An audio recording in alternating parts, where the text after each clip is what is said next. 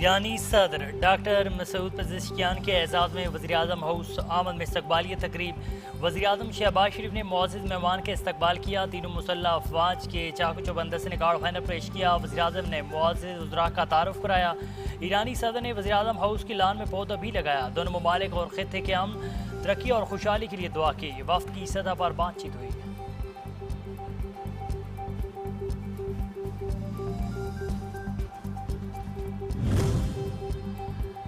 ईरानी सदर की ऐवान सदर अमल सदर ममलिकत आसिफ अली जरदारी ने इस्तकबाल किया। खातून अव्वल आसफ भुट्टो जरदारी, चेयरमैन पीपल्स पार्टी बिलावल भुट्टो भी मौजूद थे। दोनों रहनुमाओं की मुलाकात भी हुई, जिसमें दो तरफा ताउन और खित्ते की सूरत हाल पर तबादला ख्याल किया गया। मुलाकात में इसाकडार, मोहसिन नकवी और ईरानी सफ़ीर भी मौजूद थे।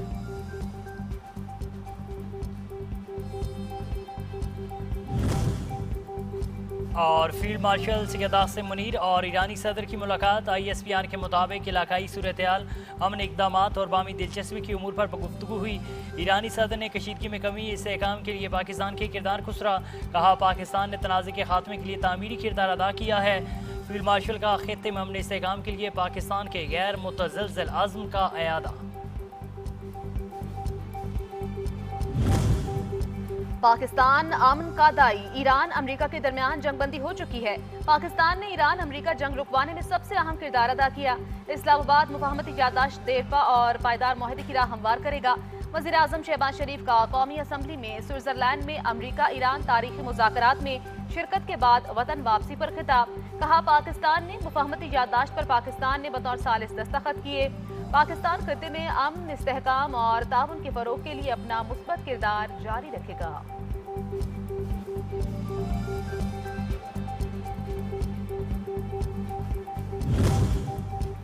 वज़ीर आज़म का पाकिस्तान के तारीखी सालसी किरदार और ईरान अमेरिका मुआहदे की कामयाबी पर कौम को मुबारकबाद। तमाम सियासी जमातों और रहनुमाओं का शुक्रिया। कहा पाकिस्तान ने दुनिया को बड़ी जंग से बचाया। आज आलमी मीडिया में पाकिस्तान के नाम का डंका बज रहा है। तमाम बड़े जरीदों के फ्रंट पेज पर पाकिस्तान का नाम लिखा है।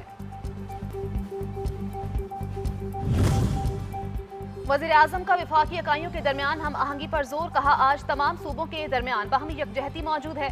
चारों सूबों को तरक्की की दौड़ में बराबर का शरीक होना चाहिए। पंजाब की तरक्की भी पाकिस्तान की ही तरक्की है। 2018 और 2024 के आम इंतखाबात का भी मवाजना। बोले अगर इंतखाबात की तहकीकात करनी है तो 2018 के आम इंतखाबात से आगाज किया जाए। बात निकली तो बहुत दूर तक जाएगी, इसलिए हक़ाइक़ को सामने लाना जरूरी है।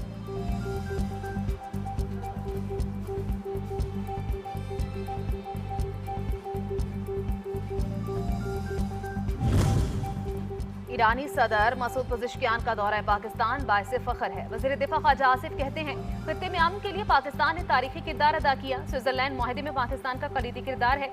इल्जाम तराशी और तोहमत लगाना इखलाकी तौर पर दुरुस्त नहीं।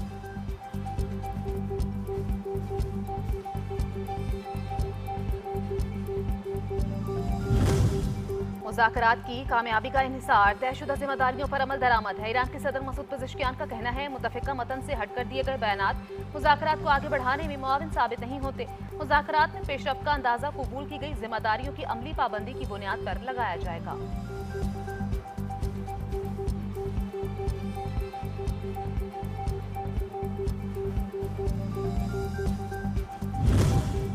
लबनान पर इसराइली हमले, बर्गन स्टॉक में होने वाले ईरान अमेरिका मुज़ाकरात में ताख़ीर का सबब बने। नायब वज़ीर आज़म वज़ीर ख़ारजा इसहाक़ डार का अरब मीडिया से गुफ्तगू। बोले ईरान यूरेनियम बाहर भेजने के बजाय उसकी अफजूदगी की सतह कम करेगा। जोहरी प्रोग्राम, पाबंदियों और मुंजमद असासों पर वर्किंग ग्रुप सरगर्म है। लबनान से मुतल्लिक मामलात भी मुज़ाकराती एजेंडे में शामिल। मुज़ाकरात का अगला मरहला सख्त हो सकता है, मगर हतमी मुआहिदा काबिल हुसूल है। डील में कोई मनफी नुक्ता नहीं।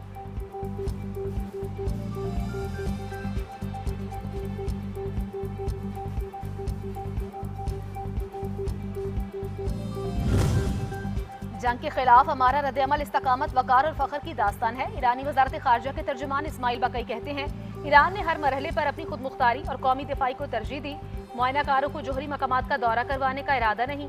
लबनान पर काबिज रियासत इसराइल के हमले पूरी दुनिया देख रही है।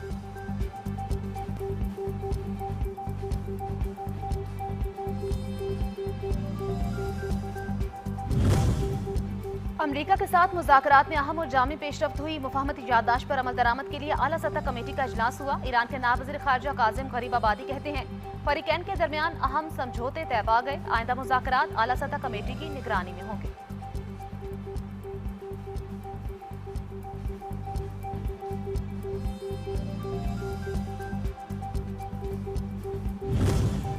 पाकिस्तान का आलमी बरादरी के साथ मिलकर नफरत अंगेजी के खात्मे के अज़्म का इजहार। अक़वाम मुत्तहिदा में तकरीब से खिताब में मुस्तकिल पाकिस्तानी मंदूब आसिम इफ्तिखार ने कहा कि नफरत अंगेज तकारीर के तदारुक के लिए UN इक़दामात पर मुकम्मल अमल दरामद होना चाहिए।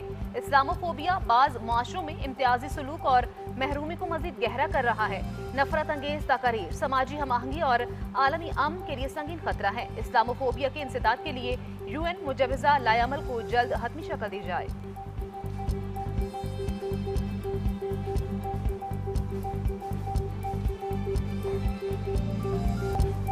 जब तक ईरान अमेरिका का एहतराम करता रहेगा, दोनों ममालिक के दरमियान कोई मसला पैदा नहीं होगा। ईरान ने मुआहदे की पाबंदी नहीं की तो जो करना जरूरी हुआ वो करूंगा। अबनाए हुर्मुज़ मुकम्मल तौर पर खुली है। जहाजों की आमदोरफ्त मामूल के मुताबिक जारी है। अमरीकी सदर ट्रंप का कहना है ईरान के साथ मुज़ाकरात जारी हैं। आने वाले दिनों में सूरत हाल मजीद वाज़ेह होगी। ईरान अबनाए हुर्मुज़ के मामले पर बहुत अच्छा काम कर रहा है। ईरानी रकम से ग़िज़ाई अजनास खरीदी जाएंगी।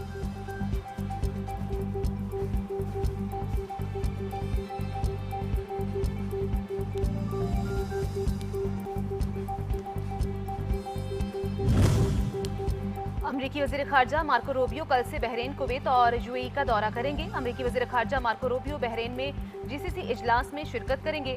खलीजी ताउन कौंसिल और अमरीका के दरमियान खित्ते की सूरत हाल पर मुशावरत होगी। मार्को रूबियो की खलीजी क़यादत से ईरान मुआहदे और इलाकाई सलामती पर अहम मुलाकातें मुतवक्किल।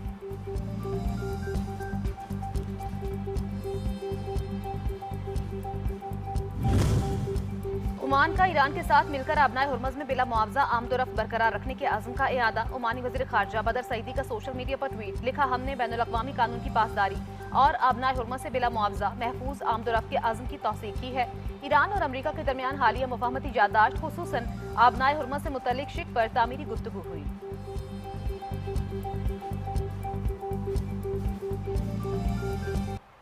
मकबूजा जम्मू कश्मीर के शहरी का पाकिस्तान की अस्करी क़यादत से वालिहाना मोहब्बत का इजहार। कलअदम जॉइंट एक्शन कमेटी के खिलाफ सख्त एक्शन लेने की अपील। वीडियो पैगाम में कहा, अमरीका ईरान अमन मुआहदे में पाकिस्तान की अस्करी क़यादत का अहम किरदार है। सलाम पेश करते हैं। आज़ाद जम्मू कश्मीर में कलअदम जॉइंट एक्शन कमेटी भारतीय एजेंडे पर काम कर रही है। सबक सिखाने की जरूरत है।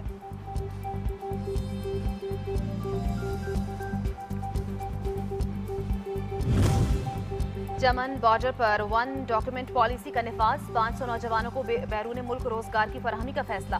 विफाकी और सूबाई हुकूमत ने तैयारियां मुकम्मल कर ली। बॉर्डर बंदिश से मुतासरा शहरियों के लिए रिलीफ के तौर पर हुकूमत बलोचिस्तान पहले ही 5000 मुफ्त पासपोर्ट जारी कर चुकी। मजदूर पेशा अफराद की जानिब से हुकूमती इकदाम का खैर मकदम खुशाइन करार दे दिया। कहा, ना सिर्फ गुर्बत खत्म होगी, माशी मुश्किलात में कमी आएगी, बल्कि हमारे घर के चूल्हे भी जलेंगे।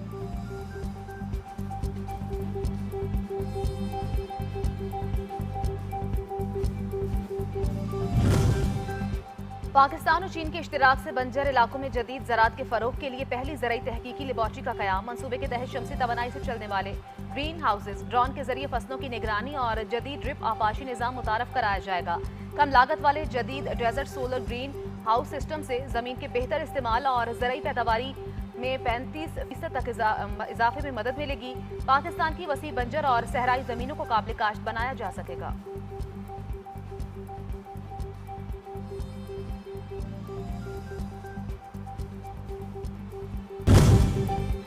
और मुल्क भर में 7 मुहर्रम उल हराम के जुलूस और मजालिस का सिलसिला जारी। कसीर तादाद में अज़ादारान मज़लूम करबला, नवासे रसूल और उनके बावफा साथियों को अजीम कुर्बानी पर खिराज अकीदत पेश कर रहे हैं। मजालिस में उलमा, ज़ाकिरीन व आज़मीन और खुतबा फ़लसफ़ा शहादत पेश कर रहे हैं। कसीर तादाद में अज़ादारान मज़लूम करबला जुलूसों में शरीक।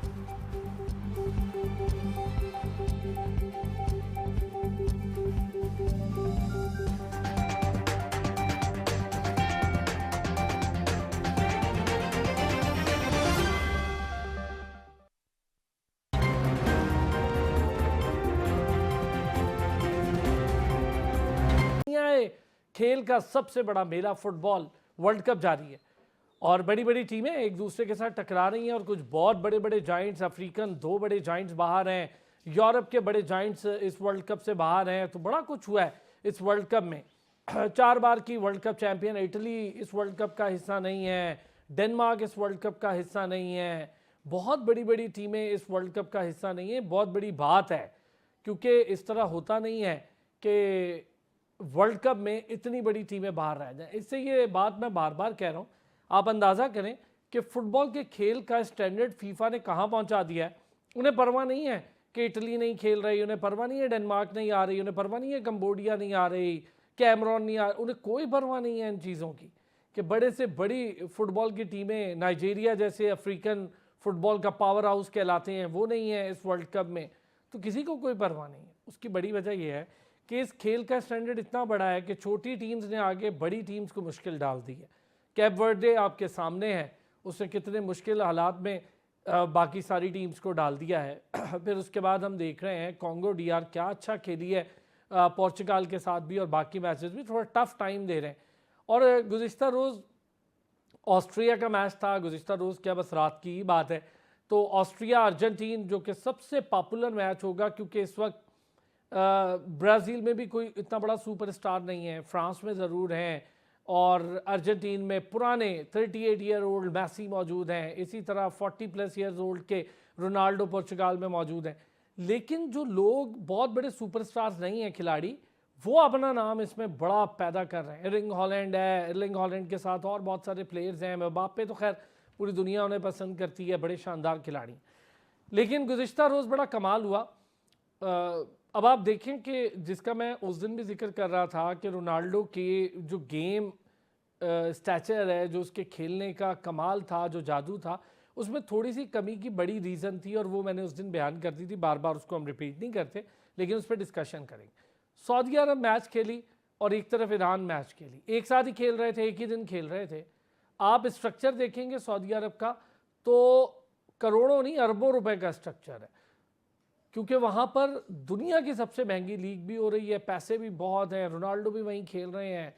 तो मुझे लगा था बड़ा टफ टाइम देगी। सऊदीया को 4 गोल पड़े और एक भी गोल नहीं कर पाए। दूसरी तरफ एक बड़ी शानदार टीम के साथ, यानी यूरोप की तगड़ी टीम के साथ ईरान खेली और एक मतलब आप जब ड्रॉ करते हैं मैच, ये बहुत बड़ी बात होती है। उन्होंने एक भी गोल नहीं अपने ऊपर होने दिया।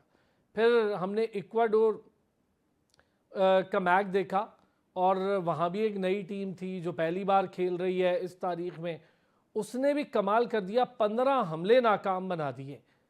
तो ये सारी टीम्स बड़ा कमाल कर रही हैं और जिनको पिछली बार वर्ल्ड कप मिला या उससे पिछली बार मिला, वो इसमें अक्सर नज़र ही नहीं आ रही। हालांकि पूल जो बहुत ज़्यादा बढ़ गया है टीम्स का, 48 पे चला गया, उसके बावजूद बहुत तगड़ी टीम्स बाहर हैं। तो ये गेम स्टैंडर्ड है। अर्जेंटीन की तरफ से 2 गोल हुए। 38 मिनट में पहला गोल किया लियोनेल मेसी ने, फिर आखिरी लम्हात 90 मिनट में जाके दूसरा गोल किया, वो भी लियोनेल मेसी ने।